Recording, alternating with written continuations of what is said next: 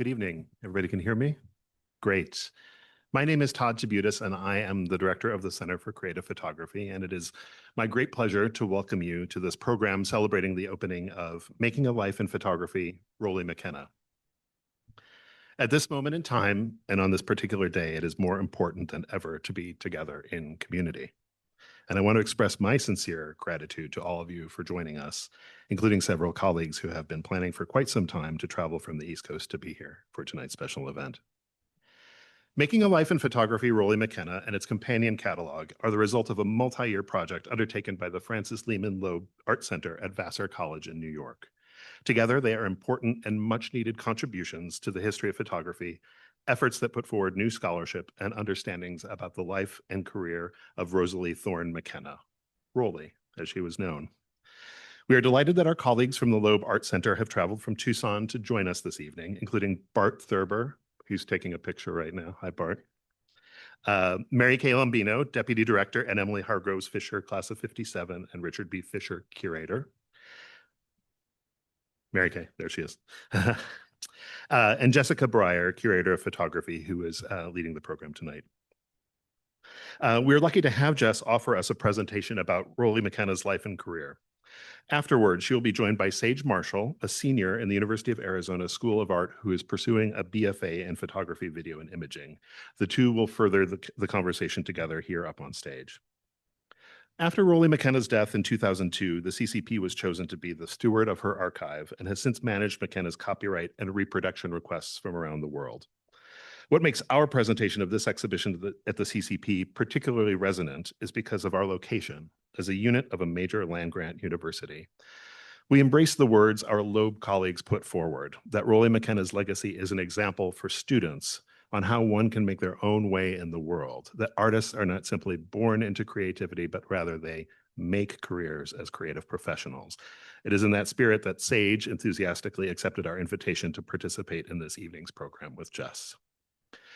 Jessica Breyer holds a PhD in art history, criticism, and conservation from the University of Southern California and has been part of the curatorial team at the Loeb since 2020. Earlier in her career, she held positions at the San Francisco Museum of Modern Art, the Headland Center for the Arts, the Gray Art Gallery at New York University, the Robert Mapplethorpe Foundation, and the Whitney Museum of American Art. Did I get them all? Oh, good. Phew. LinkedIn is a marvelous thing. Her book, Typo Photo, New Typography and the Reinvention of Photography, was published by University of Minnesota Press in 2025. Before Jess's program begins, I want to express my admiration and great thanks to the entire staff of the CCP for, once again, mounting a beautiful exhibition. Please raise your hand if you are staff or an intern at the CCP right now. I know there's a few more. Thank you. So well deserved. And lastly, I want to acknowledge the generous and continued support of the Rosalie Thorne McKenna Foundation. The foundation has supported the Loeb's Rollie McKenna project from its inception, including funds for the Loeb team to conduct research here in the center's Rollie McKenna archive. Specifically, we're very thankful that the foundation provided grant support to both the Loeb and here at the CCP to present this exhibition to audiences in Tucson. So this evening, we're also joined by three representatives of the McKenna Foundation, Gioia Perugini, trustees Arthur Page and Joan Garrity Flynn. Please join me in welcoming them. And before Jess's program, I would like to invite Joan here to say a few words on behalf of the foundation.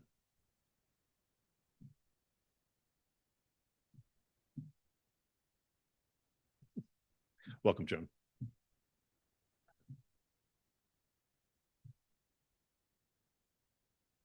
Good evening.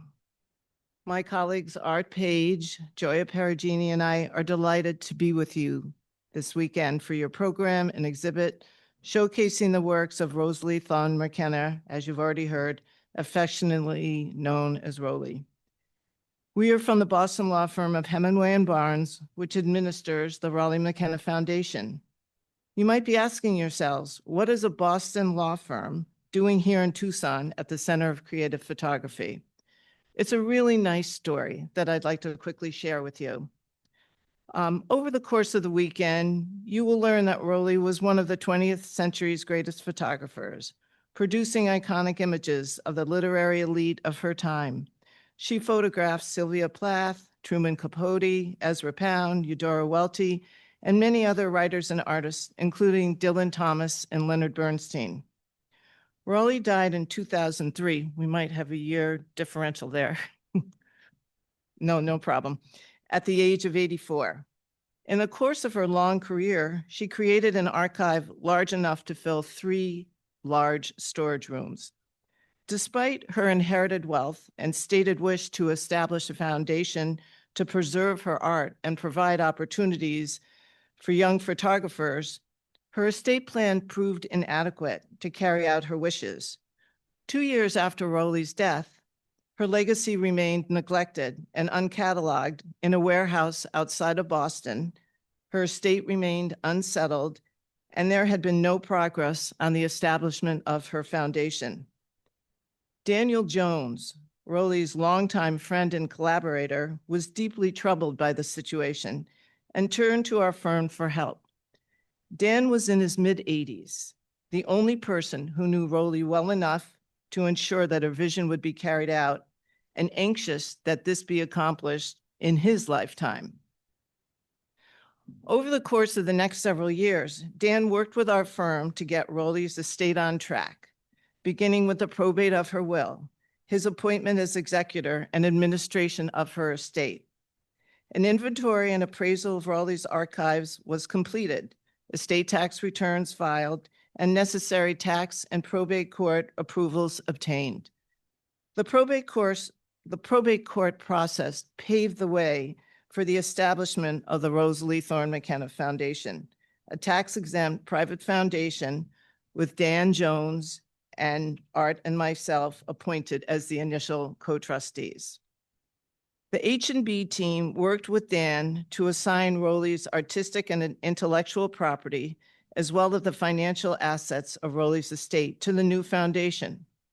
Once the foundation was funded and subject to the IRS distribution rules, the team carefully structured the foundation's business plan to satisfy the payout requirements and allowed them to grow for future grant making. At that point, the question of what to do with the art became paramount. After extensive research and strong recommendations, the H&B team approached the Center for Creative Photography here at the University of Arizona. The center's curators visited Boston to review the collection and meet the trustees. Joya, who heads up our firm's philanthropic group, then visited Tucson to assess CCP's readiness to accept the gifts, and also the congruence of such an arrangement with Rollie's wishes, all the time with Dan's involvement and approval every step of the way. We really grew to love Dan Jones. He was very special. A number of Rollie's works were donated to organizations close to her heart, such as Vassar College, her alma mater, the Connecticut Historical Society, and the Stonington, Connecticut Historical Society. Stonington was where Rollie lived for many years, and she was deeply involved in that community. Once the decision was reached to make a permanent grant of Rollie's remaining archive to the CCP, a gift agreement was completed. Again, Joya worked very closely with the CCP to make this happen. The foundation also contracted with CCP to manage copyrights and administer requests for public reproductions on behalf of the McKenna Foundation. Rollie's photographs could have easily languished indefinitely or suffered a worse fate had it not been for the persistence of Dan Jones and our wonderful collaboration with CCP over the past 16 years. Dan sadly passed away at the age of 102 in 2022, realizing that this dream was really coming to fruition. Working together with CCP, Vassar, and several other organizations who are recipients of Rollie's work, the foundation has been able to protect her legacy and give her career the attention it deserved. 2 years ago, Vassar sponsored a highly successful exhibit of Rollie's work, which inspired the traveling exhibition opening today at CCP. Today, Rollie's works are accessible and widely recognized. In addition, gifts to the CCP, Connecticut Historical Society, Stonington Historical Society, and Vassar College will allow a new generation of students, artists, scholars, and community members to appreciate her work. We are thrilled and thankful for our collaboration with CCP and look forward to continuing to support the foundation's grant-making and partnerships to continue her artistic and charitable legacy. Thank you.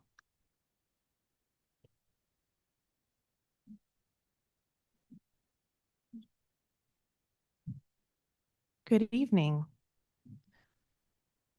I'm going to say a few of my own words of thanks. I promise to be brief, but there are, as you've heard, a lot of people to be grateful to tonight. I'm thrilled to be here, and I first just want to thank all of you for being here, especially on such a momentous day, as Todd described. It means a lot to be here to talk about creative practice, artistic practice, and photography. I want to thank the Rosalie Thorne McKenna Foundation, of course, for their support of this project and for trusting us with Rollie's legacy. It means a lot to us. And to our team at the Loeb at Vassar College, especially my co-curator, Mary Kay Lombino, who's here in the audience, our director, Bart Thurber, who's also here, as you heard, and everyone on our team, but especially Kayla Shipsky and Eleanor White, the latter of whom was here to help install the exhibition with the CCP team. And of course, I want to thank everyone here at the CCP for your collaboration. This was a wonderful project to work on together, and honestly, a dream come true for me as a photo curator to have a show in these galleries. I want to thank especially Todd Tabutis, Rebecca Sempf, Lynn Richards, Amy Baker, Adrian Avery, Lee Grissom, Jess Pillar, Denise Brito, and of course, Sage Marshall, who we'll all be in conversation with in a few minutes. And many other people who I only just met today and haven't been able to thank properly. Okay, so without further ado, here we go. Many exhibitions begin long before they're ever proposed. This one took root, I would say, in 1987, when Rollie McKenna gifted nearly 200 of her own photographs to her alma mater, Vassar College in upstate New York. Some 30 years later, I arrived at Vassar and was fascinated to discover that Rollie McKenna, a name entirely new to me at the time, was the single most represented maker in our permanent collection. I quickly learned that no in-depth study nor comprehensive survey of her work had been done. This struck me as an extraordinary opportunity to honor McKenna's life and legacy at the institution where her career began. That idea culminated in the first iteration of this exhibition, as you heard, in 2024. It was at Vassar, studying art history and architecture history in the late 1930s and 1940s, that McKenna learned how to look and eventually channeled this skill into the practice of making photographs. It's entirely fitting that the exhibition finds a second home here at the Center for Creative Photography, where fortunately, many of McKenna's photographs, contact sheets, negatives, letters, and other personal papers were archived and preserved after her death in 2003.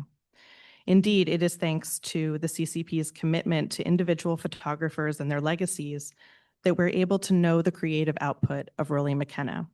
And thanks to McKenna herself, who was an unusually avid self-archiver during her own lifetime. It was here at the CCP, poring through countless ephemera, including this little snapshot, what's on screen, that I came to understand McKenna's legacy not only as a photographer, but also as a woman who built an independent business. A larger goal of our exhibition is to situate McKenna as a working photographer and as a woman making an independent life in the 1940s and 50s, a time when few women were able to work outside the home and make their own money, let alone build and sustain a career. None of this framing would be possible without the archives here at the CCP. McKenna's life and work were intimately enmeshed. Her fierce self-determination led her to photography, a pursuit that required frequent travel and professional agency. And at the same time, her work as an independent photographer enabled her to live an independent life. But how can we understand this life when the person who lived it is no longer here to tell her story? In 1991, McKenna's autobiographical photo book, A Life in Photography, which you see at left, was published. Her own account provided a template for our project, as well as part of its title, which we extended, as Todd also alluded to emphasize the intentional act of making a life in photography as a job, a creative pursuit, and an identity. In her autobiography, McKenna wrote, quote, "The shards of my life, can I put them all together and make a whole vessel? Or will someone else, using my photography, put me together?" Unquote. This felt like a real call to action for myself and my co-curator, Mary Kay. We chose to leave the life and career of McKenna in shards, to use her words, rather than try to reconstruct the whole vessel. Countless hours in the archives, especially here, helped us to know her and her work, but I also wanted to acknowledge that history is inherently fragmentary and largely unknowable. As we were working on the show, I heard contemporary artist Andrea Geyer speak eloquently about how women's and queer histories are especially fragmented. Our stories have been ignored or erased so often, only recovered shard by shard. We wanted to experiment with a feminist approach to making a monograph. Rather than champion McKenna as a singular genius, as is the model in so many histories of great men, we chose instead to consider how the many contexts of McKenna's life conditioned and shaped her work as a photographer. In McKenna's own narrative of her life, she saw herself as part of a lineage of women photographers, one that stretched back to the 19th century. As in the pair of images on screen at left and center from her book, she compared her own photographs, hers is the one in the center, to those made by her great-grandmother, Harriet Van Schoonhoven Thorne. McKenna was the steward of her great-grandmother's work, and in 1979, she co-organized the exhibition on Thorne's photographs at the Yale University Art Gallery. Opportunities to make portraits of fellow photographers later on, like Laura Gilpin at Wright, further emphasized McKenna's sense of connection between women. She saved countless magazine articles, books, auction catalogs, and exhibition reviews featuring women photographers. Among them, no one was more represented than Bernice Abbott, whom McKenna regarded as a role model for her fierce independence and singular reputation.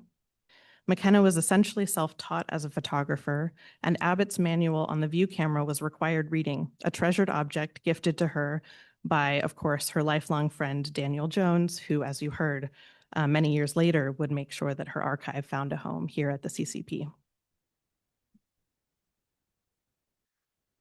McKenna established herself first as an architectural photographer, and then as a portraitist, working almost always on commission. She would soon pick up various assignments as an editorial photographer. All the while, she made every effort to ensure that she was credited for her work to varying degrees of success. The image at right of the Duomo was made on an early trip to Florence at the suggestion of her mentor at Vassar, Professor Richard Krautheimer, who used her photographs in his own work. Early on in my research for this project, I spoke to a curator who knew McKenna in the 1980s, and later, by coincidence, became a dear mentor to me. So this project was really meant to be. I asked her bluntly if she thought Krautheimer had encouraged McKenna's photography out of self-interest to get some free labor out of his former student. She said she thought their relationship was mutually beneficial, and she told me that McKenna was unusually savvy and strategic. As an example, she told me about a memory that McKenna had recounted. On an early trip to Italy, she was hauling many pounds of heavy equipment, including cameras, lenses, and tripods, up the steep steps of a Renaissance cathedral to get an architectural shot. And I always imagined the picture she was getting was this picture of the Duomo. It dawned on her in that moment that she might also want to pursue portrait photography, as it was significantly more stationary.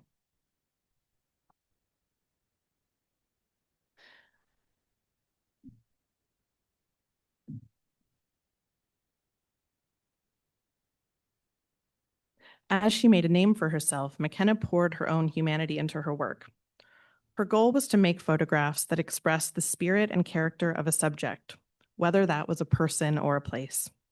Her architectural photographs balance an interest in a building's design with its function and context, as in these images of the Seagram Building and Lever House, two of the first modernist skyscrapers built in New York City. Rather than picture them as pristine designs devoid of human presence, she shows them instead as living entities, as part of city life. This is one example of how she avoided conventions of photographic genre. Photographs of the Seagram Building were commissioned by Phyllis Lambert, who at the time was a very young, recent Vassar graduate.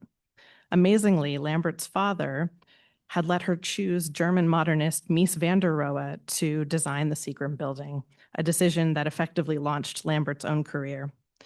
When we interviewed Phyllis for this project, she remembered holding McKenna in high esteem when they were both students at Vassar. She said, "I recall that it was not only that she walked around always with a camera, but my admiration and perhaps surprise at seeing a graduate as a professional. In the late 1940s, this seemed extraordinary." McKenna's approach to architecture also informed her portraits. Rather than photograph people like T.S. Eliot, Anne Sexton, and Alexander Calder in her own portrait studio, she worked with them in their homes and studios to make pictures about how writers and artists live and work. In an interview, she recalled, quote, "Throughout my life, I've been drawn to artists, whatever their medium. I cling to the belief that the creative drive is life-affirming," unquote. Her approach was motivated by curiosity as well as generosity. Unconcerned with her own brand or style as a photographer, she ceded control in order to picture people where they were most comfortable. She allowed her subjects to be both vulnerable and in command of themselves. McKenna's humble approach had a complicated role in shaping her legacy. Her photographs of Welsh poet Dylan Thomas cemented her relationship as a successful and sought-after portraitist, yet they ultimately overshadowed McKenna's own authorship as the maker of these images. Her pictures of Thomas from 1953 were among precious few images of the elusive writer and helped guarantee his longevity despite an untimely death. McKenna's genuine friendship with Dylan Thomas and his wife, Caitlin Thomas, as much as the quality of her photographs, ensured that the pictures were reproduced countless times in books and periodicals, sometimes credited to McKenna, most of the time not. These images have become invaluable surrogates for the troubled writer, the identity and skill of their maker all but eclipsed by the celebrity of their subject. This irony was likely not lost on McKenna and certainly not lost on me. As we prepared to publish our exhibition catalog for this show, I found myself tracking down permissions to reproduce these book covers from publishing houses that had never credited nor sought permission from McKenna for the photographs they featured.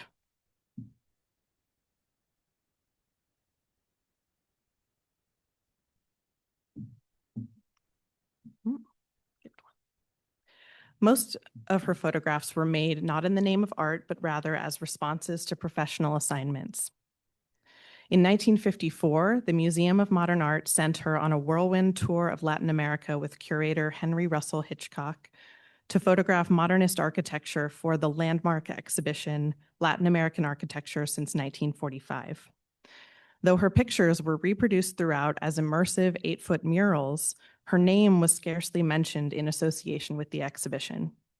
Like the pictures of Dylan Thomas, the photographs fortified her reputation, but at the expense of long-lasting recognition. The following year, in 1955, she was sent by America Illustrated, a magazine published by the U.S. Information Agency during the Cold War, to photograph Helen Keller at her home in Connecticut. McKenna admitted she was hesitant to try and make new pictures of an icon like Keller.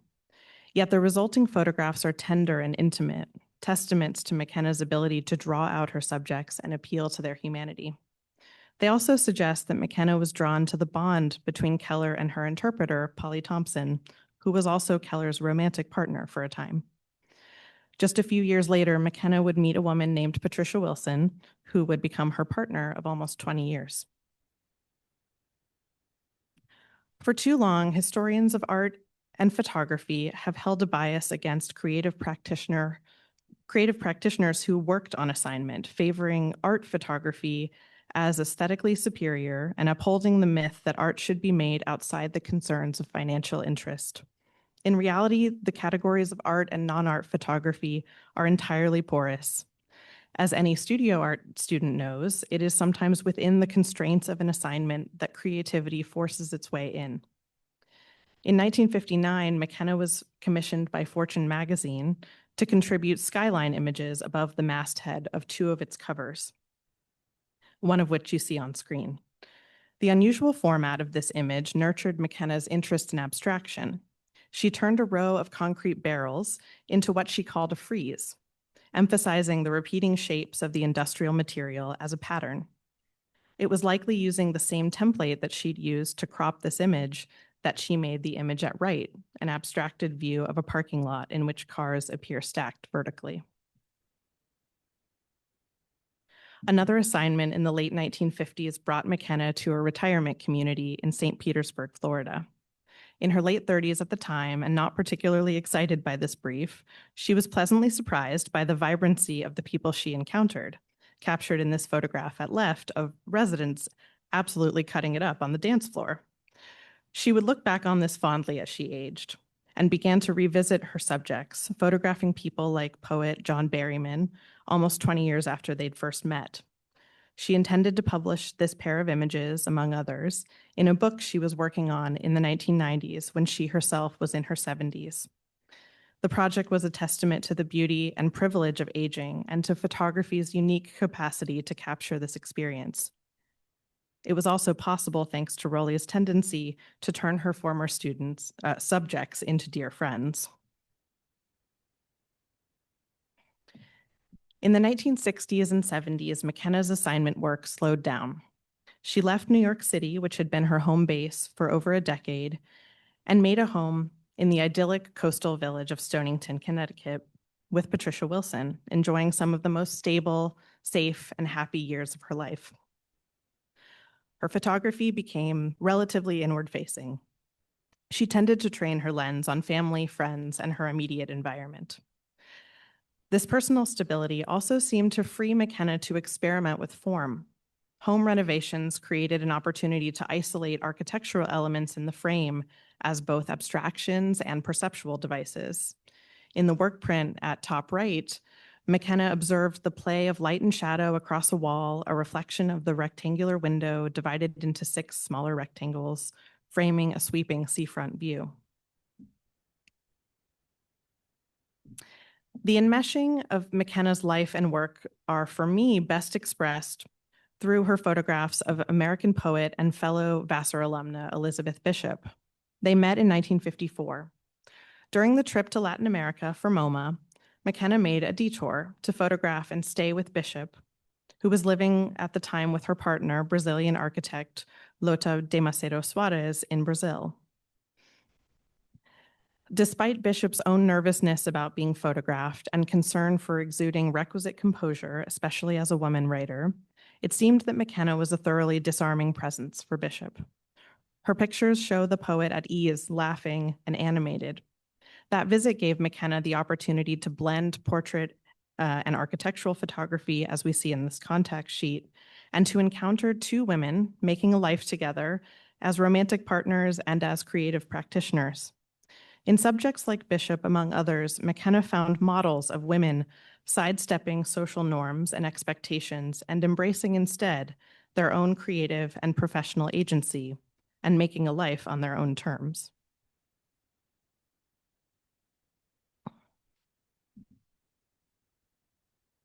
Aside from photography, McKenna's greatest passion was sailing, a hobby that represented both the instability of her life and its infinite possibilities.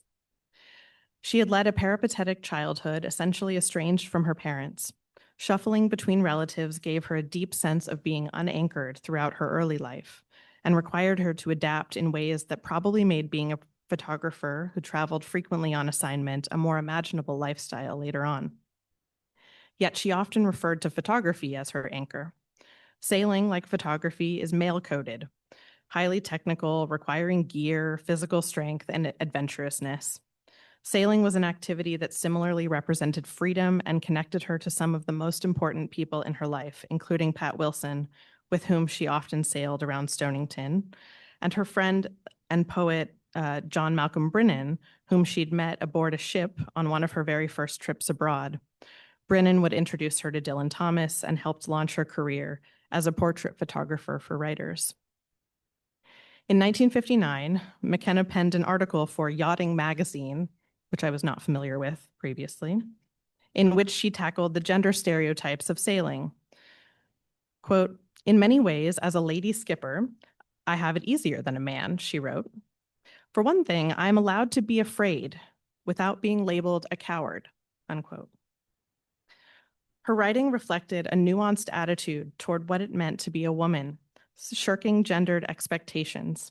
She could put herself out there, but didn't have to pretend to be fearless, as she insinuated that men did.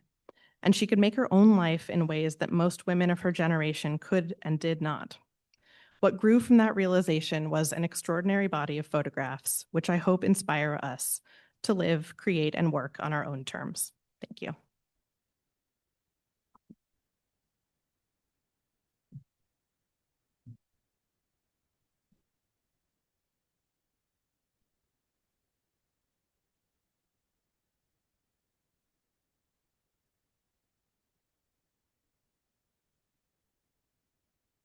Hello.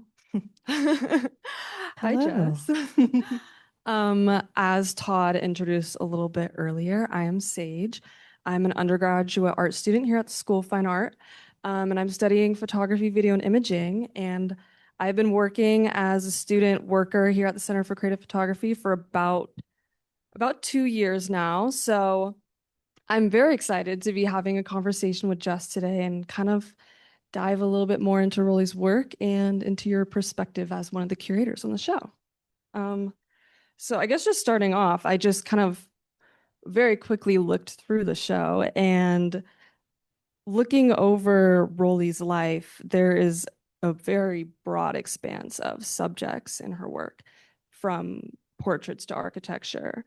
What would you say was your approach when choosing how to kind of pick how to reflect her life? Mm-hmm. Well,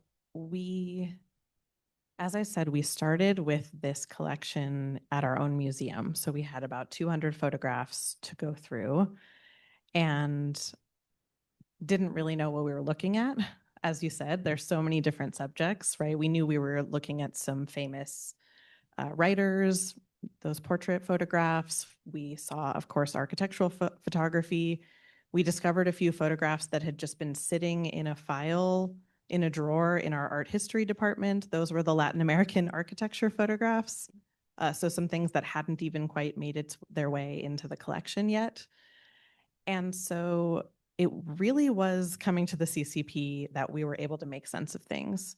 So first through the finding aid for the collection here. It's a vast archive. As I said, she saved so many things. But that finding aid helped us to start to make sense of things. So we could see the organization of files around, okay, there were portrait assignments, the US Information Agency work, the architectural photographs. So that helped us to start to make sense of what we had in our own collection. And then to think about what the show might look like. There was an exhibition in the early 2000s at the National Portrait Gallery in London that was really just focused on her portrait photography. And then there was a show at Stonington at the Historical Society in 2018 that was focused just on Stonington. So we knew we wanted to do something more expansive than that. But as I said, we didn't want to take the approach of we didn't want to be so bold as to say this is a comprehensive survey of her work. I would never want to make that claim without her here to tell us how she felt about that. So we tried to sort of approach with humility, but also take a really wide scope of thinking about, the work that she made for herself. We found, the pictures of the Wilson kids who she helped raise with Patricia Wilson, we found that on a Christmas card. So we knew that that was a picture that was meaningful to her personally. Of course, pictures of her family and of her home. And then, started to kind of build around the assignments, especially to understand the relationship between the professional work and the personal work. So a bit of the process. Does that help answer your question? Yes, yeah, absolutely. And I guess kind of moving over to her professional work, something that I connected to her professional work was something that you brought up in the book, Making a Life in Photography, that you co-wrote, which is for sale out at the desk out there. Thank you for that plug. Yeah, just a plug, was her approach to quiet feminism. If maybe you could introduce that term. Sure.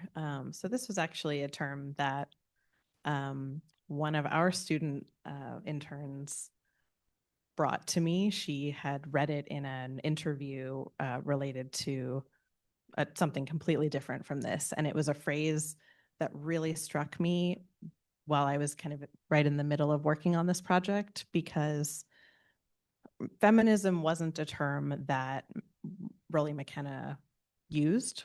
She wrote a lot about her life, but she didn't use that word. But it struck me that so much of her life was defined by autonomy and self-determination. And to me, that's really the definition of feminism, right? To be self-determined and live a self-determined life. And so for me, that framing became really useful in thinking about how I could write about her and think about her beyond only being bound to the words that she wrote about herself, right? I obviously hold her words in high esteem. I recited many of them a few minutes ago. Many of her own words are in the exhibition, in the labels and on the walls. We've quoted from her, but I think that her work has really had a life beyond her own. This is the beauty of putting art out into the world, putting images out into the world. They have their own lives.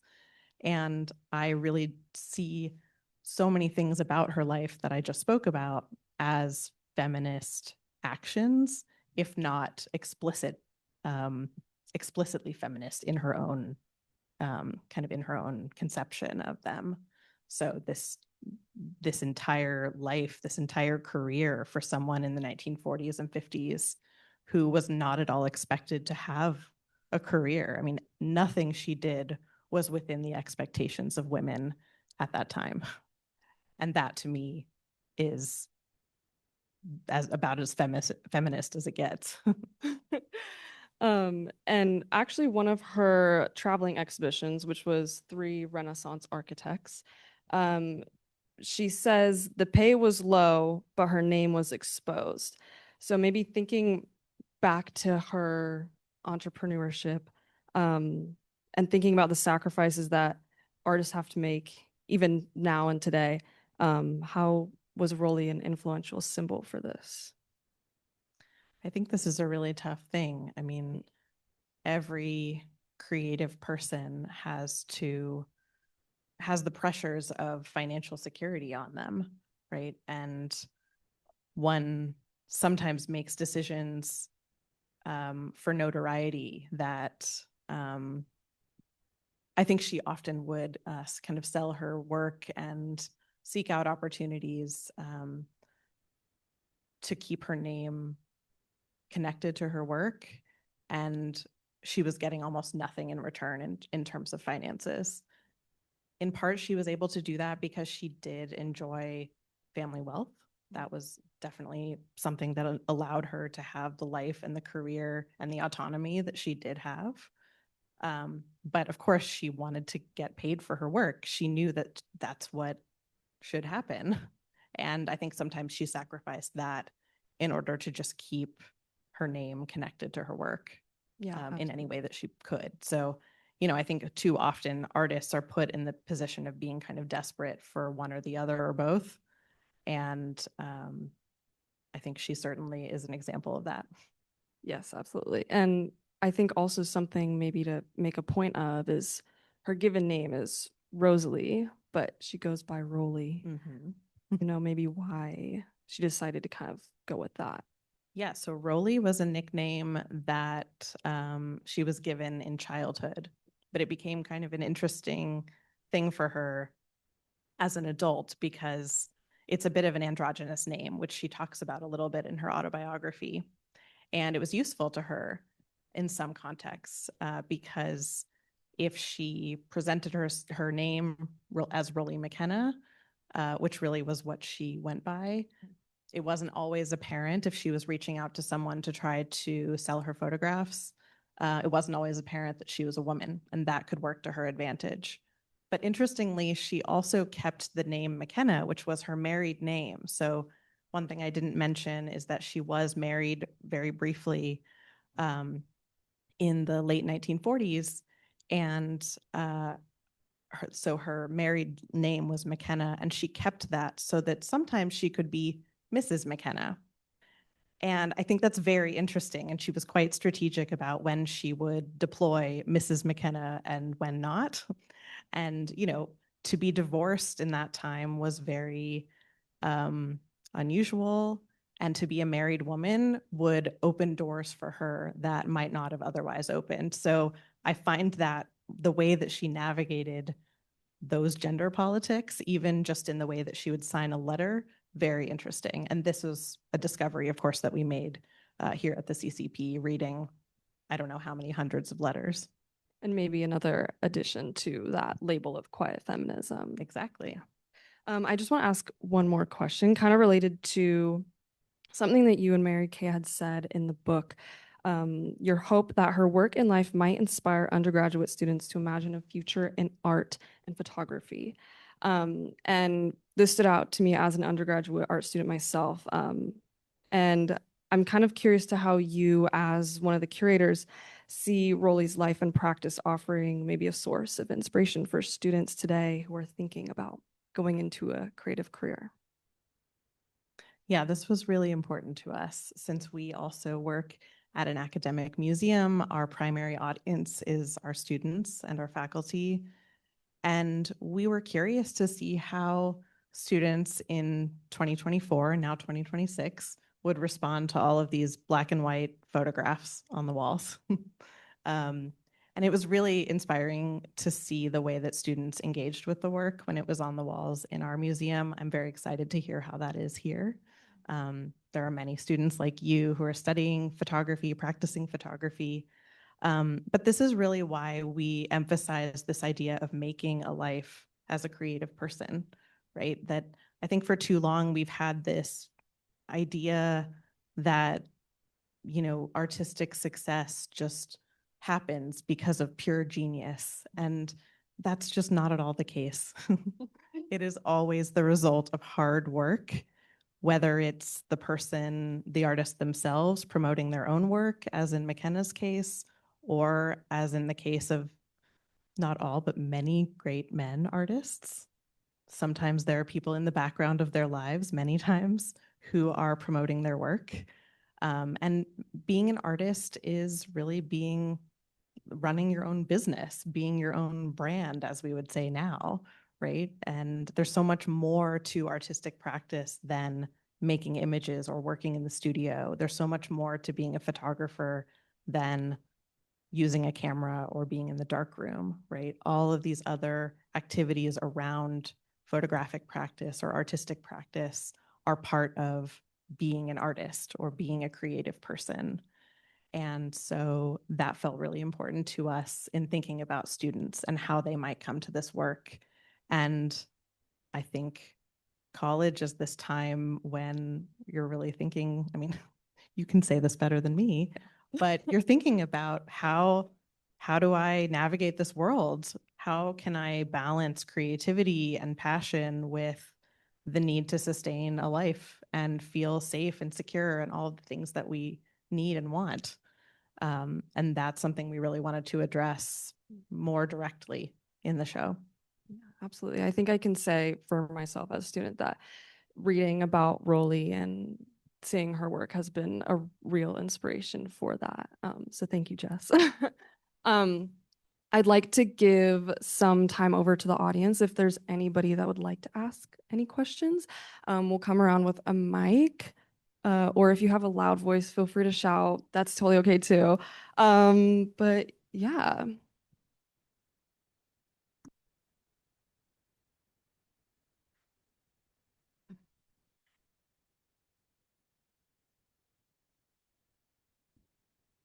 Thank you, Jess, and thank you, Sage.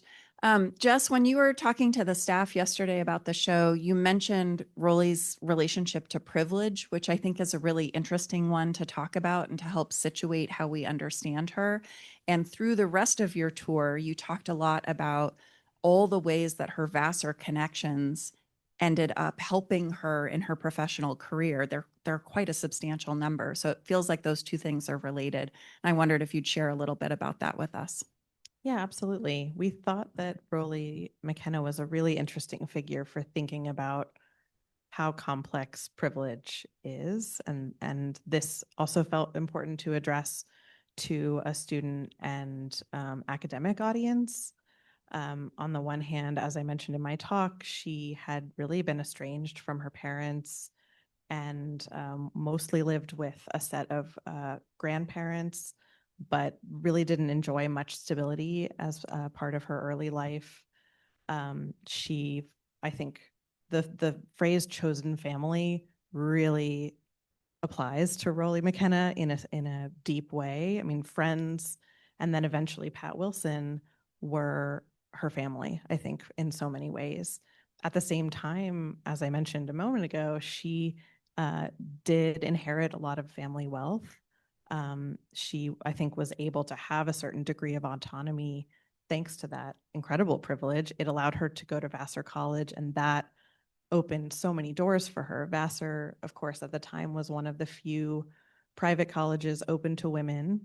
And she met all of these people. I only mentioned one, but many professors and fellow alumni who opened many doors for her in terms of her career.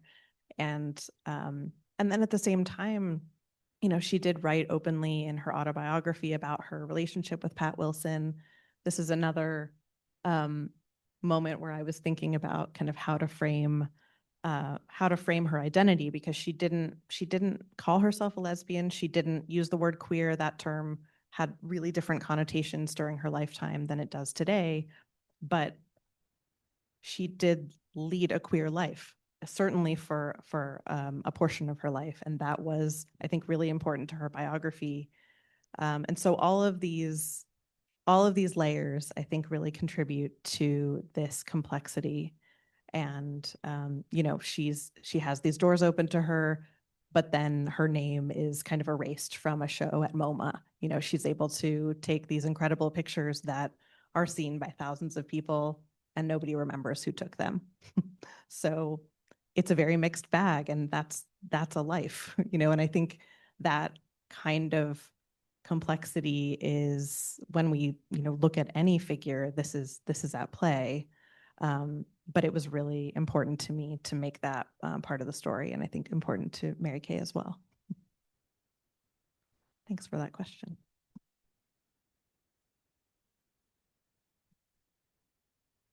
Thank you very much. I'm curious about the physical production of her photographs, the processing, and if she had assistance in ultimately printing the photographs. So if you could please speak about that. Yeah, of course. Thank you. So she did work in the darkroom, and for a long time did not have an assistant. This was something she was able to do a little bit later, once she had established herself a little bit more. One of her assistants is someone that we were able to interview for the project, Michelle Gemma, who's wonderful, who's a photographer, of course, herself. And Michelle told us a lot about her process and helped us to kind of understand a lot of these kind of scraps of paper that we found in the archives, including here, that you know, she was taking these really meticulous notes, both about you know, the different cameras she was using, settings for different kinds of shooting, and then her notes about working in the dark room. So, you know, I started to sort of decipher after looking at many, many, many contact sheets and negatives. Okay, she has, I could decipher this kind of shorthand system that she had for, okay, I need to crop here, I need to like dodge this, whatever it was, right?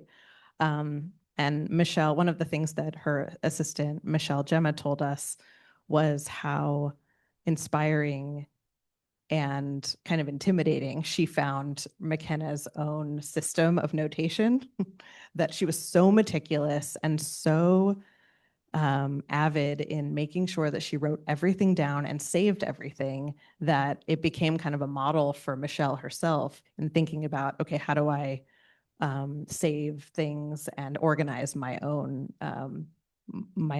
archive and my own system, both kind of actively making work in the studio, but also for posterity. So I just loved that, you know, that that aspect of McKenna's work was kind of passed down to an assistant. So thank you for that question. Thank you so much for being here.